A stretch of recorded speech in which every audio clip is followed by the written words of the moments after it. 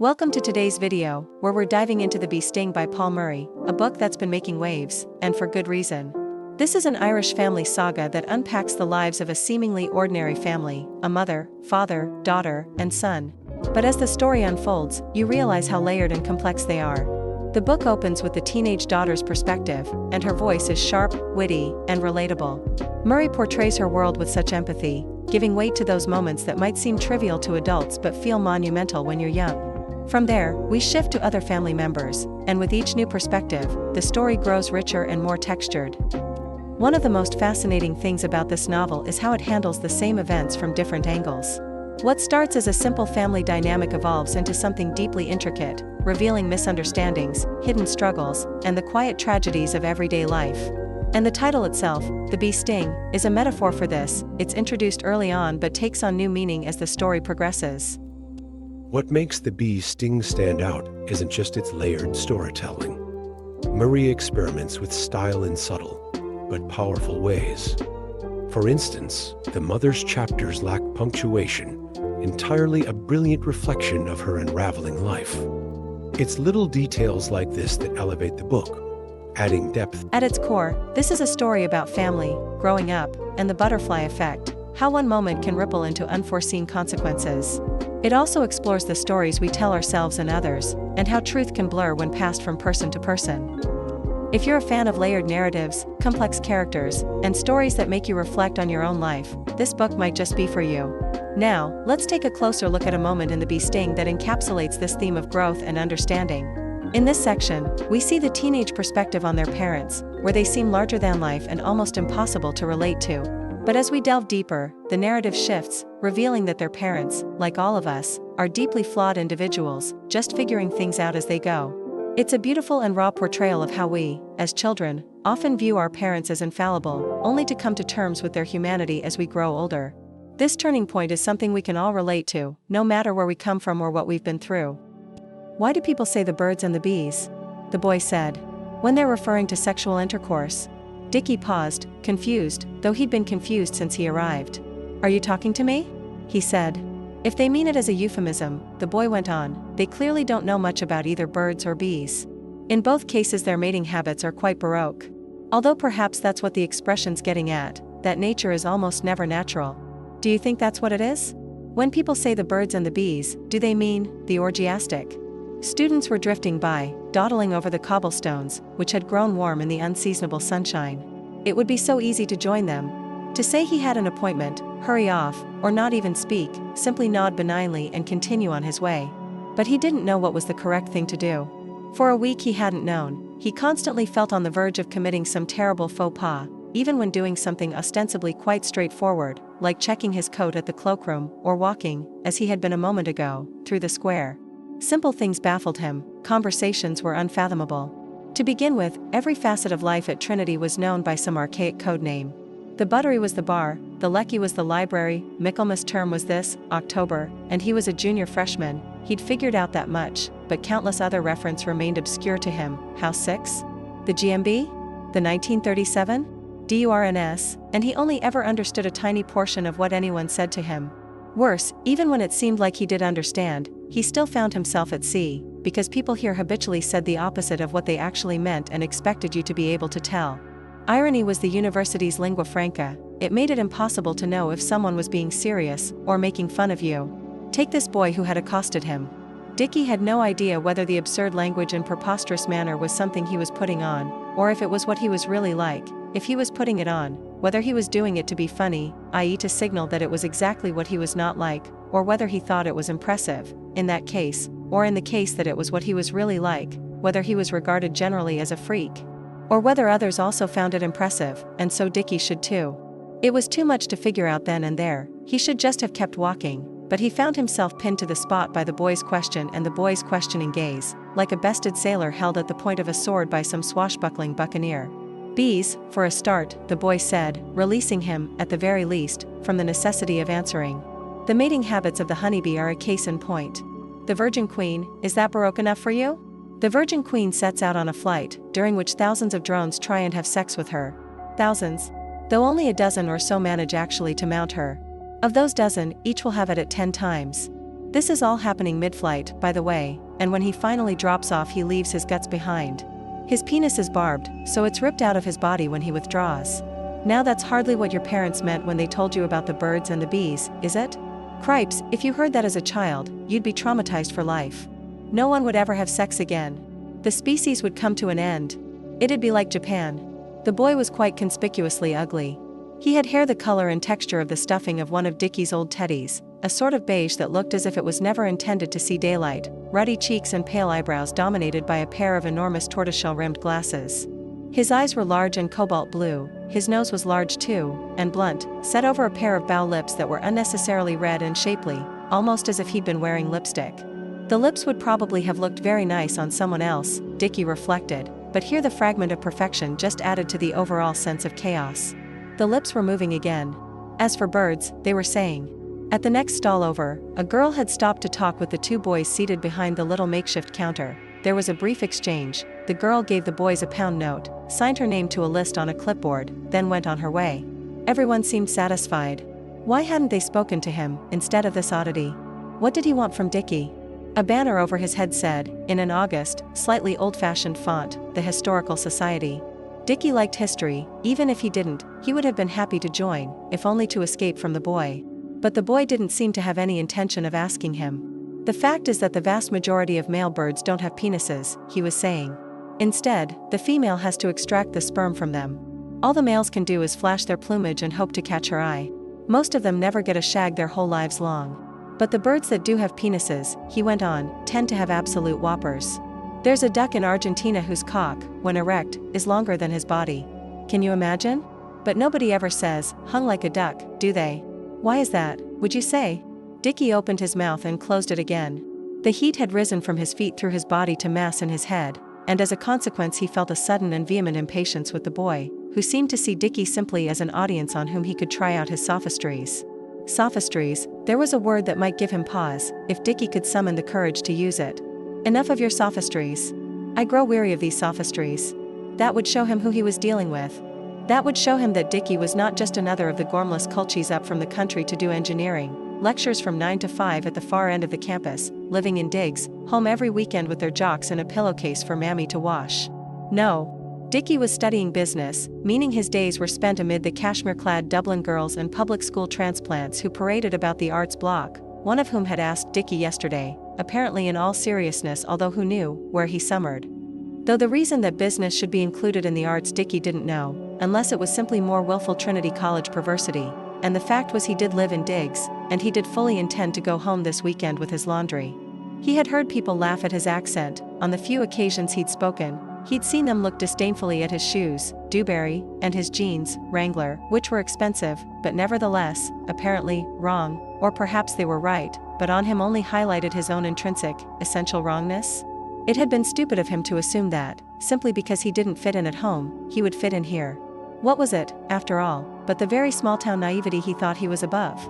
His momentary surge of rebellion dwindled away, shame pulsed in his cheeks. At that moment a tingling set up at the edge of his nostril, and he realized miserably that the spot he'd successfully extirpated that morning had returned with a vengeance.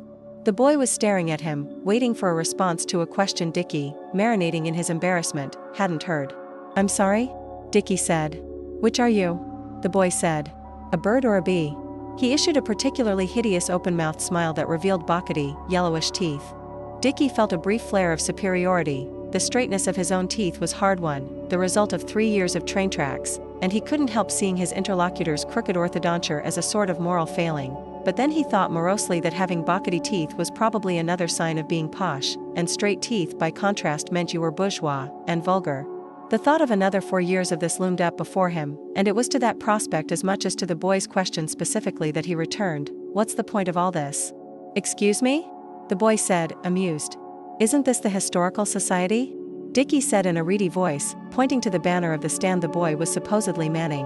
"What has any of this stuff got to do with history?" "History," the boy scoffed. He waved a hand at the Elizabethan grandeur surrounding them. "History's just a pair of knickers. Pull them off and what do you find?" Dickie had no response to this. The boy's eyes, bloated through the thick lenses, gleamed at him gleefully. "Nature," he said, answering his own question. "Nothing but nature." The repulsively perfect lips smirked with satisfaction, and he added in conclusion, "And it's absolutely filthy."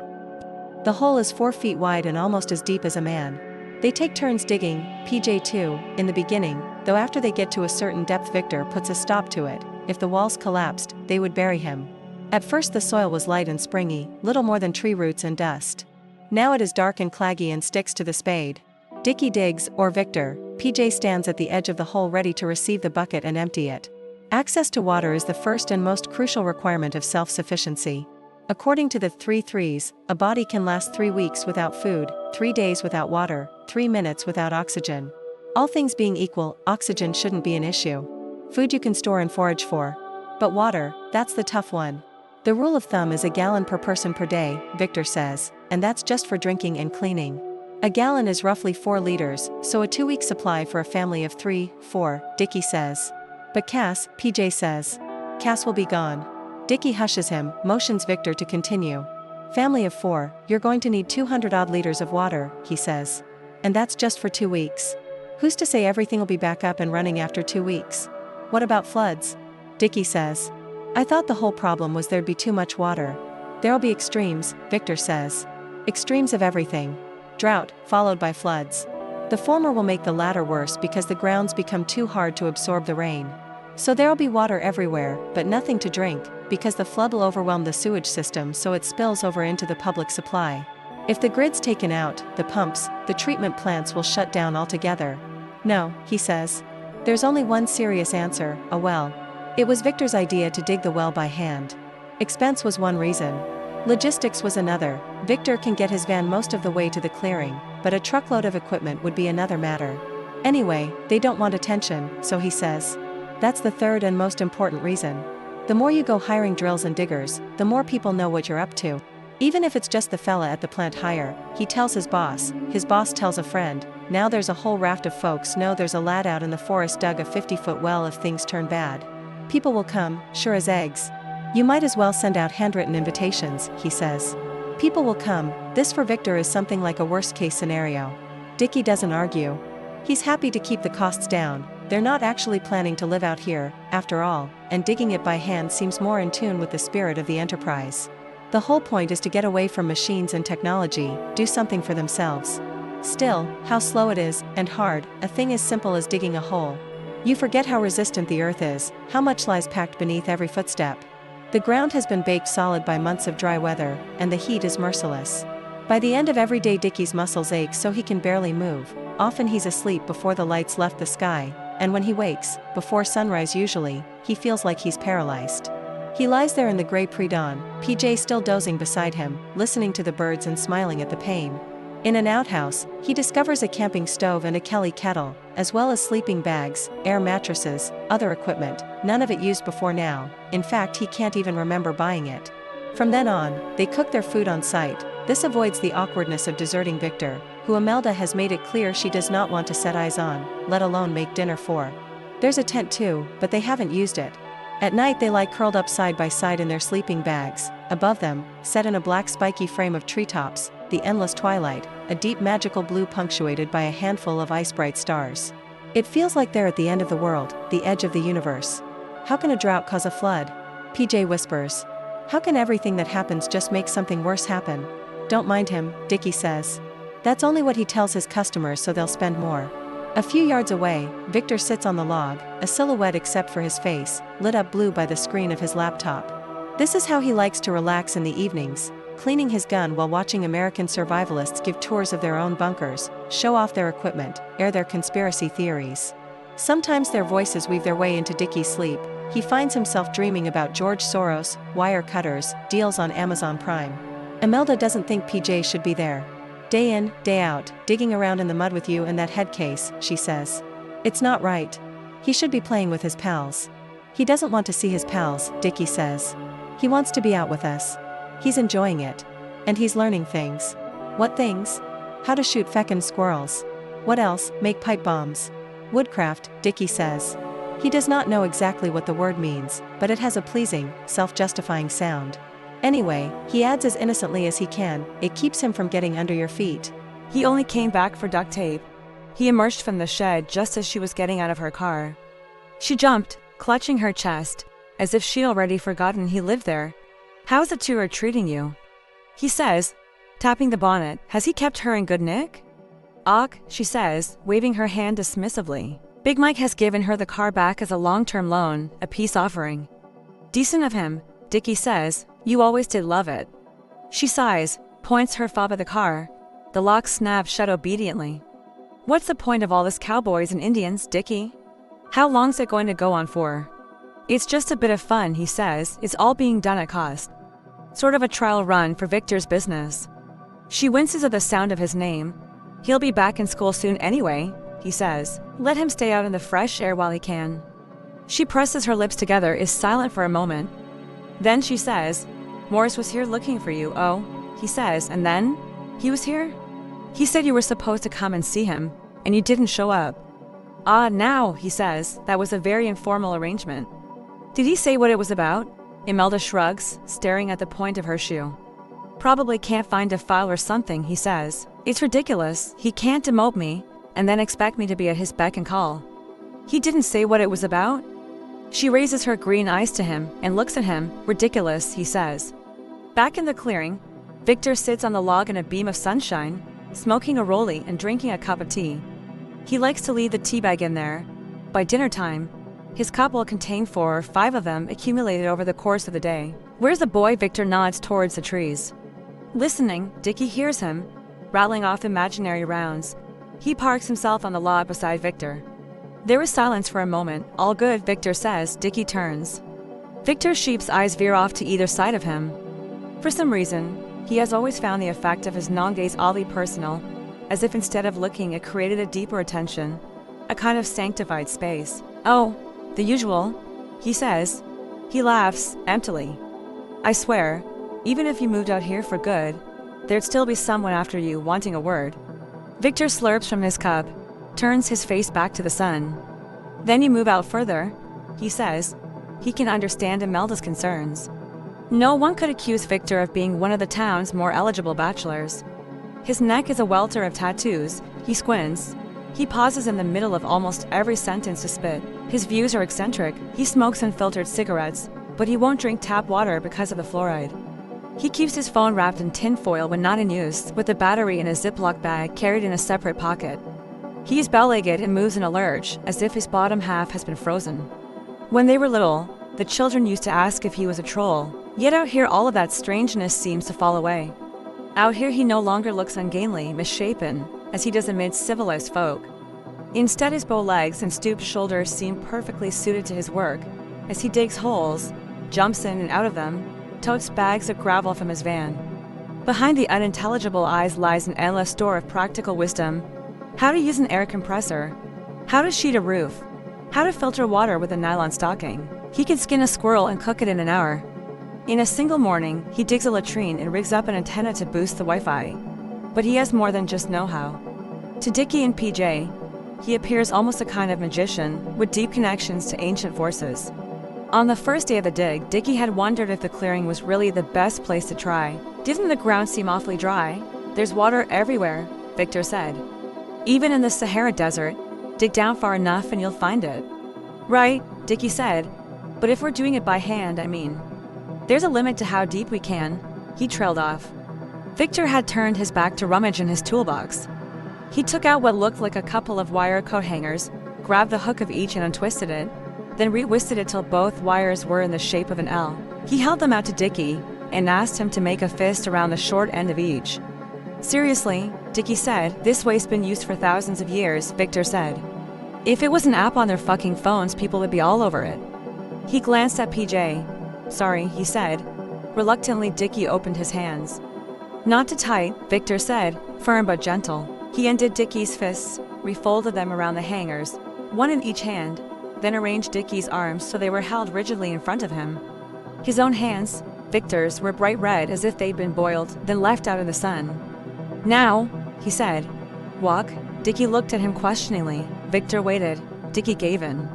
Stretching his arms out in front of him, the long ends of the rods pointing forwards, he walked with slow, deliberate steps over the floor of the clearing. "Water is everywhere," Victor repeated. "And it's always moving, trying to get to the sea." It was early, but the sun was hot. Victor was topless, a red mantle of sunburn covering his neck and shoulders. PJ watched uncertainly from the log. Dickie put on a half smile, to show that if this was a joke at his expense, he was not it. All these trees have found it, Victor said. He pointed up at the huge sycamores surrounding them. They've dug their roots down till they've found the aquifer. For people it's no different. If they have roots in the land, they can communicate with it. The land wants you to survive. Wishing he'd stopped talking, Dickie walked east into the light, overheated, half blind. The joke was wearing thin. The idea of there being water anywhere in the vicinity seemed ever more absurd. And then the rod swung out, like double doors parting in unison. Dickie stopped, stared in disbelief at his hands. From being parallel, the rods now made a single line. PJ jumped off the log, exclaiming, "Holy, did they do that by themselves?" "Let me try." "Did they do that by themselves?" Dickie didn't say anything. He continued to gape at the rods, lined up with the invisible current. "Here's where we dig," Victor said, and went to get the shovels. Days later, PJ is still talking about it. In the evening, when they've finished their work, he'll go and sit at the edge of the hole, looking down expectantly. "When do you think the water will come?" "According to Victor, it won't be long now. Before I go back to school?" "You can still come down here after you go back," Dickie says. "Once your homework's done, and at the weekend, obviously." PJ doesn't reply to this. It's hard to believe autumn is on the doorstep, when it's warm enough still to lie out under the stars. Dickie folds his hands behind his head. "We won't know ourselves then," he says. "We'd almost be able to live out here."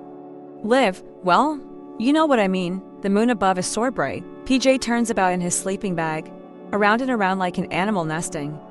"When me and your Uncle Frank used to come out here, we dreamed of having a base like this," Dickie says. "In the summer we'd spend the whole day exploring. But eventually we'd run out of water and we'd have to trek back to the house, and once we were home we'd be sent off to bed. If you had a well you'd hardly need to go back at all," he says. He looks up into the dark infinite sky. "Imagine," he says, but his son is asleep. The night before Cass leaves, they have a farewell dinner at the house. After much agonizing, Dickie gives her wine with her meal. It's not as if she's an alcoholic, he reasons to Imelda. No sense pathologizing it, but Cass doesn't want any wine. She barely eats the food he's cooked. It's as if she's determined to carry as little of the place with her as is feasible, as if she doesn't want anything weighing her down. His father is unusually quiet, brooding over his salad bowl, emerging only intermittently to ask self-aggrandizing questions of his granddaughter. "And in your literature course, will you be studying the novels of Joyce?" I always enjoyed the work of Joyce. It's the first time Dickie's seen him since he asked him to take a break, as he put it, from the business. Could it be that Morris Barnes, who is never embarrassed by anything he says or does, who revels in every word and deed that issues from his personage, feels awkward for sanctioning his own son? Or is it something else? After dinner they find themselves together in the kitchen, stacking plates by the dishwasher. It's late, only the lamp on the cooker hood is on. In the dark light, Dickie can hear his father breathe, drawing an air in through his nostrils, inflating his chest in the way that he does before a speech. But no speech ensues. In the end it's Dickie who breaks the silence. "How's life in their inside?"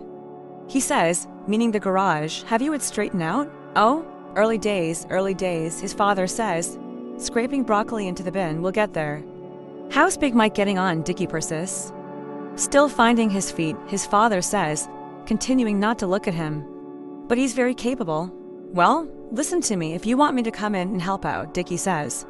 "Oh, that's very good of you," his father says neutrally. "I won't deny it's in a bit of a state," Dickie says. "I had to let Gerard go, so I was doing the accounts myself on top of everything else. If you need me to walk you through anything, say the word, not to have Big Mike tearing his hair out." "No, indeed," his father says, "that's good of you." He seems to mean it, to lighten somehow. "When would you be free to come in that case?" "Well, I'm free most of the time now," Dickie says, with just a little twist of the knife. "I could swing by tomorrow even." But tomorrow he is driving Cass to Dublin, his father reminds him. Of course, stupid, he bites on his knuckle. "Well, why don't I give you a call the day after next?" "See how you're fixed, very good, his father says. "Leave those, I'll do them," Dickie says. "Very good," his father says again, and abandons a stack of plates on the counter. A moment later, he appears on the patio, smoking a cigar. From inside, Dickie can see him, eyeing the night sky, counting the stars like a miser totting up his pennies. He's been looking forward to the drive to Dublin, the two of them swapping stories, funny things she did as a baby, his own memories of college. But when the day comes, she tells him she doesn't want him to take her. She's going with Elaine. It's all been arranged, she says. He knows better than to show his hurt feelings. Instead, he points to the small mountain of cases, electronics, soft toys at the foot of the stairs. There's no way you'll fit all that in one car, he says. Not with Elaine's stuff too. Her dad's taking the SUV, she says, as if that settles it. But Dickie stands his ground, stroking his chin and shaking his head and frowning at the pile, till finally she throws her hands up. In the car, she does not take her eyes off her phone from Kelkamari to Chalk's Down. He might not be there. She might be in a taxi on a bus. When the radio drops out, just for something to say, he starts to tell her about the bunker. Why do you call it that? She says. He's not sure. I must have got it from PJ. He says. He was using it as a base for some game. You used to play there too when you were little. Do you remember? That was a million years ago, she says. Well, anyway. If they put solar panels on the roof, and then a few others around the clearing, Victor says it could basically power itself. Get a rain but to irrigate the raised beds, and they'd be some way to feeding themselves too. Then there's a thing called a cob house. She lets out a sigh and lifts her eyes from the phone to the window.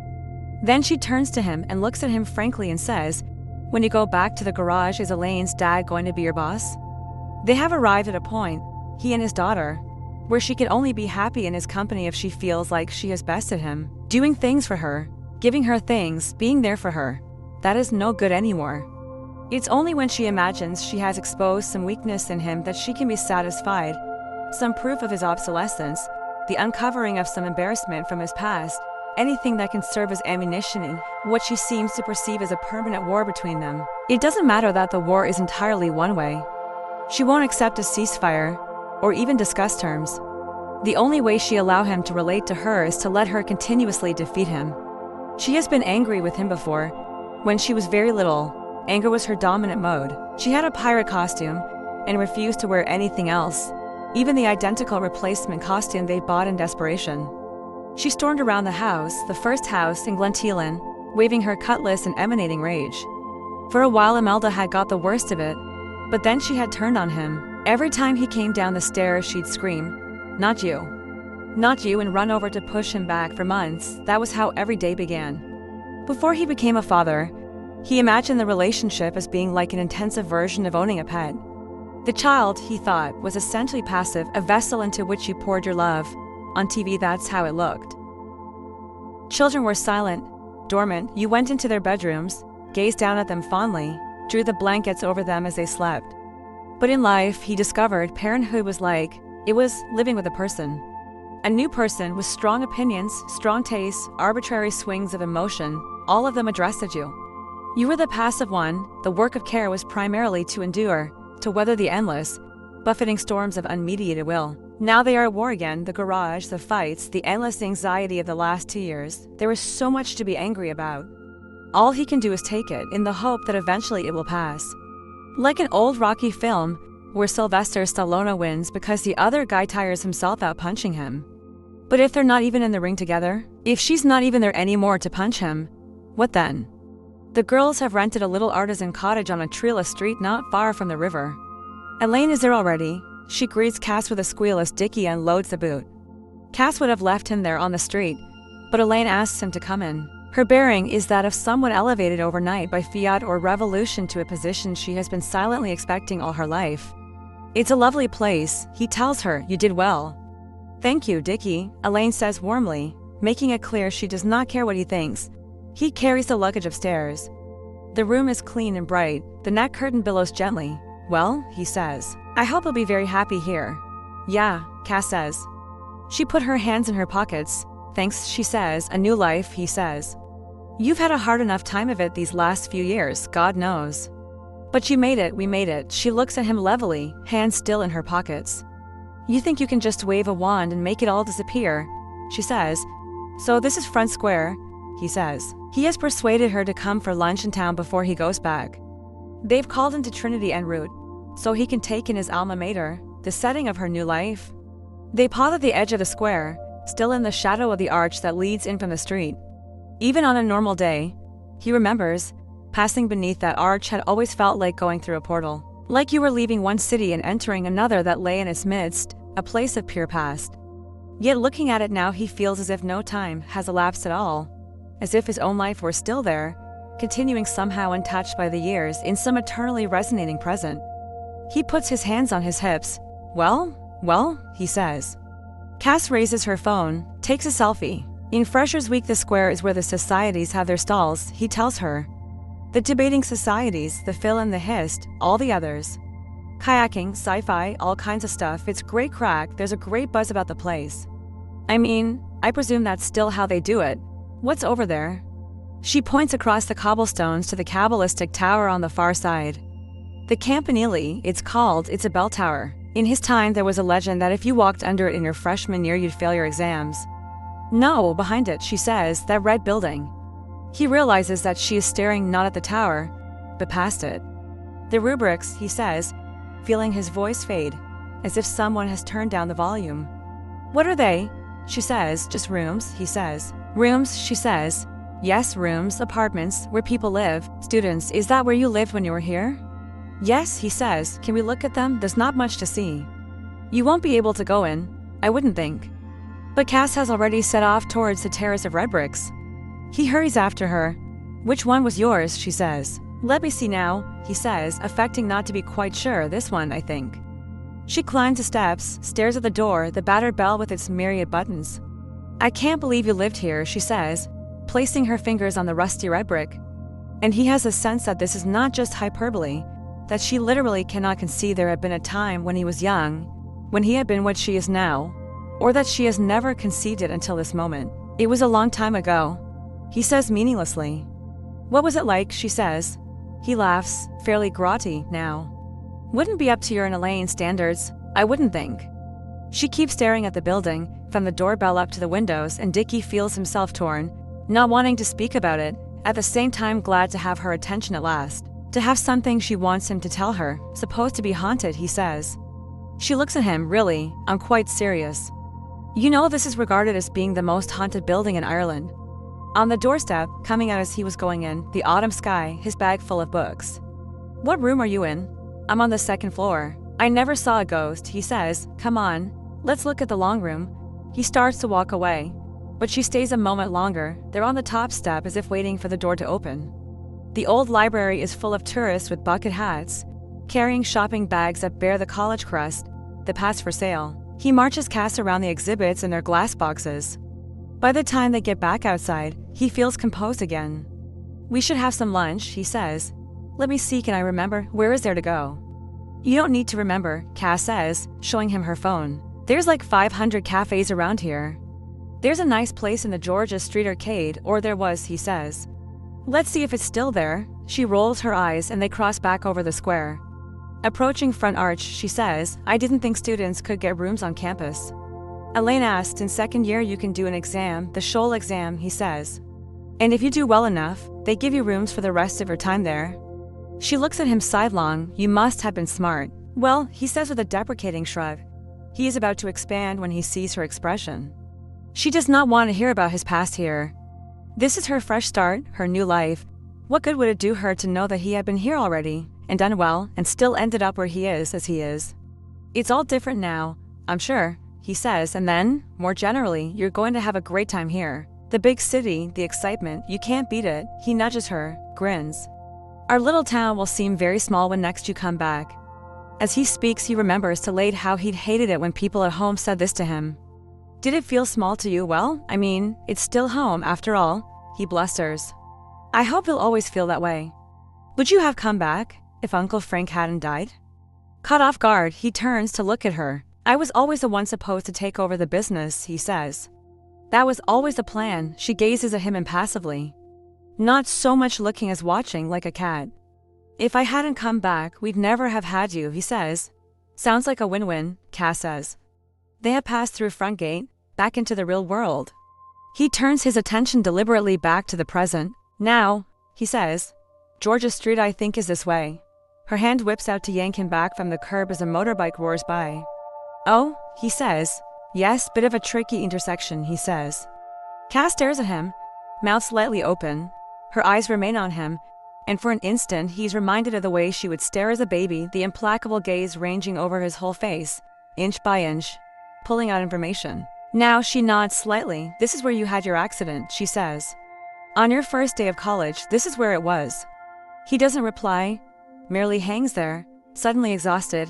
Cass presses her lips together. Whatever shadow he cast has been entirely dispelled by the invocation of his famous mishap. The day is saved, she has bested him again. Now the walk light flashes and he watches as, pleased at her prize, she trots off in front of him in silent communion with her phone. His daughter, an autonomous agent on a city street. You can't stop me being proud of you, he thinks to himself. Then he steps, glancing carefully left and right off the curb and follows her up Dame Street. What do you think she's doing now? He asks PJ. She said she'd call, but he didn't expect her to, and she hasn't. Check her Facebook, PJ says without looking up from his phone. At the end of each day, he makes a video of their progress and posts it to his YouTube channel. Dickie takes out his own phone, wanders around the clearing till he can find a signal. This will be fatherhood from here on in, he thinks, just another anonymous consumer of her brand. He logs in, finds a wall of selfies of the two girls unpacking, vamping in each other's clothes, making dinner together in the new house. In every picture, Cass is smiling or laughing. She seems like a completely different person here. He supposes a person she wants to be. Then he opens his gallery, the photos he took at Trinity, sees her on the step of the haunted red brick beneath the college clock, at the site of his accident. In these pictures, she is the girl he knows again, scowling, tenebrous, a furious concentration of self-abnegating energy. He wonders if that version of her will disappear entirely now, replaced by the eternally smiling girl from Facebook. If he will look at this picture not so very far from now and think, that was a million years ago. Dad, are you awake? The clearing is filled with blue darkness, with Victor snores and the smell of bleach. Yes, buddy, I'm awake, Dad. The whisper has a hard metallic edge. The bleach is to sanitize the well. Beyond the clearing, the moon is gone. Everything is swallowed in night. Dad, who turned the rods? The rods when you were looking for the aquifer, and you had the metal rods. Who turned them? Are you still thinking about that? Yeah. Was it you? Or? The boy's outline is visible, his silhouette rather, but his voice seems to drop out of the trees, land by Dickie's ear like a soft black monkey. That doesn't mean the body beside him isn't real, is a fabrication of some kind. Well, it was the water, he says. The underground water, really. I was as surprised as you. PJ falls silent, thinking this over. Dad, later still. All black now, the edges of the clearing no longer visible. The snoring stopped, or rather it seems vanished, as if the perpetrator has been spirited away. What is it? Are there ghosts here? Ghosts?